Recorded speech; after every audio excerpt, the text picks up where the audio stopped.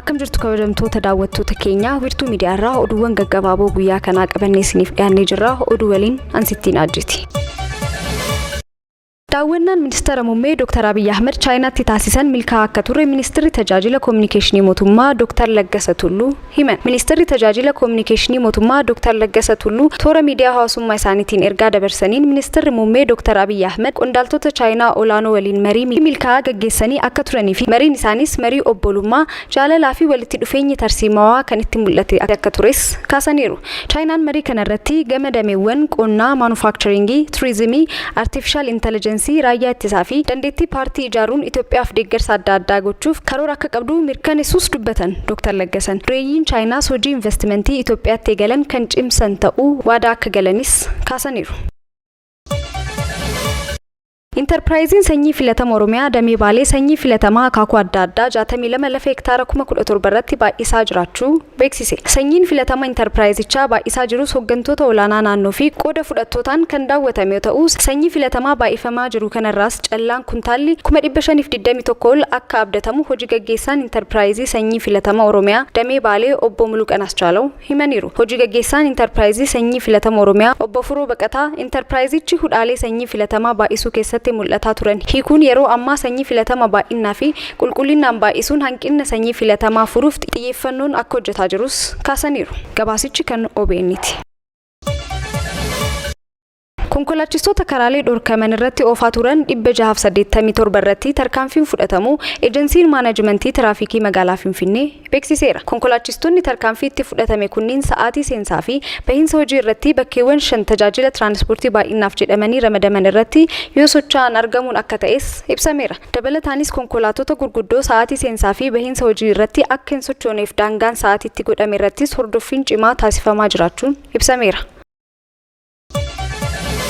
Ameerikaa, Jaapaan fi Kooriyaan kaabaa leenjii waraanaa waliin adeemsisan. Leenjii waraanaa biyyoota sadii kunis yeroo jalqabaaf yoo ta'u, kaayyoon leenjii waraana biyyoota sadii kunis Kooriyaa kaabaa irratti Kooriyaa kibbaan haleellaa niwukileeraa fi misaa'eelaa ofirraa deebisuuf akka ta'es ibsameera. Leenjiin Kooriyaa keessatti adeemsifamaa jiru kanaanis humna niwukileeraa baadhachuu kan danda'u xiyyaarri Ameerikaa istiraatiijik boombii hirmaachuun himameera. Dabalataanis jettoonni ammayyaa Jaapaan fi Kooriyaa kibbaa akkasumas meeshaalee waraanaa hedduunis leenjicha irratti faayidaarra kan oolan yoo ta'u, Kooriyaan kaabaa gama isheetiin leenjii waraana waliin biyyoota sadii kun gocha ifaan lola kakaasu akka ta'ee fi Ameerikaan meeshaalee waraanaa akka kanaa naannoo sanitti sosochoosuun ishee lola niwukileeraa akka ka'uuf kaka'umsadhaas jetteerti. Ameerikaan garuu leenjii waraanaa kun walitti dhufeenya biyyoota Indoo-Paasifik keessatti argaman waliin cimsuuf akka ta'e ibsitee jirti. BBC Afaan Oromootu gabaase.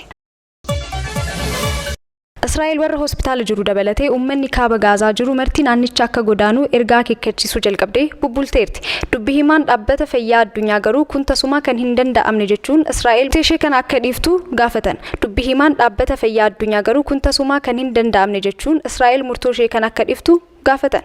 Dhukkubsattoonni salphatti sosocho'uu hin dandeenye jiru. Hedduun isaanii achi keessa mekaanikaal ventileetariin jiru. Daa'imman reefuu dhalatan inkubeetara keessa jiru. Namoonni waan irra dandamachuu hin dandeenye keessa jiru. Kanaaf isaan baasuun hedduu ulfaataa jechuun dubbi himaan World Health Organization BBCtti himaniiru. Israa'el murtoo ishee kan akka dhiiftu waamicha goona. Akka qondaalli kun jedhanitti meeshaalee wal'aansaa baqaqsanii yaaluu fi qorichoonni dhibee hamoo konkolaataa 4 karaa Raafash Gaazaa galuu himanii kunis cirumaa gahaa miti jedhan.